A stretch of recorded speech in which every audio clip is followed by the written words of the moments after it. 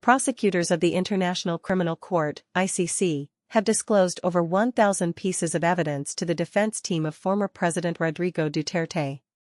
In a 4-page communication dated July 1, ICC Deputy Prosecutor May Mandiang Yang informed pretrial judges that additional 1,062 items were disclosed to Duterte's defense team on June 27. This was the 11th and, so far, the largest batch of evidence disclosed to Duterte's team.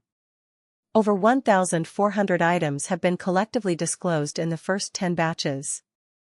These were part of the evidence disclosure process required of the ICC Office of the Prosecutor ahead of the hearing on confirmation of charges against the former president in September. It was unclear if more evidence had been disclosed, but an earlier pretrial chamber directive gave the prosecutors only until July 1 to disclose all evidence related to the confirmation of charges hearing.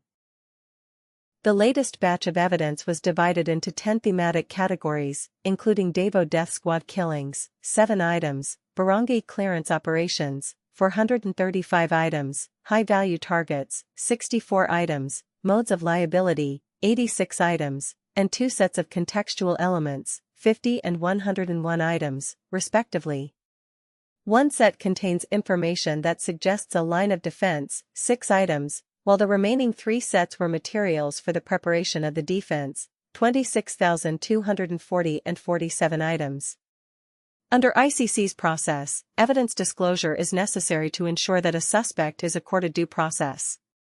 In an earlier filing, ICC prosecutor Karim Khan, currently on leave, said they were still in the process of determining the overall quantity of written and non-written documentary evidence that they would present during the hearing. But at the minimum, he said these would include the majority of the evidence cited in the original application for an arrest warrant against the former president.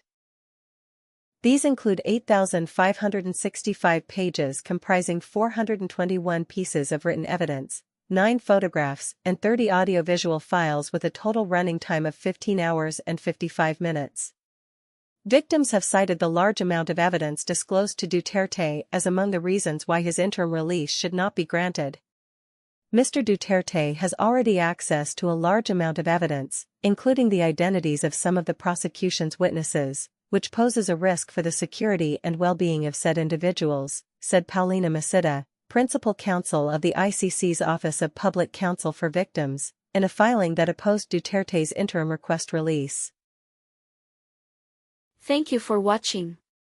Don't forget to like, share and subscribe for the latest hot news of the press.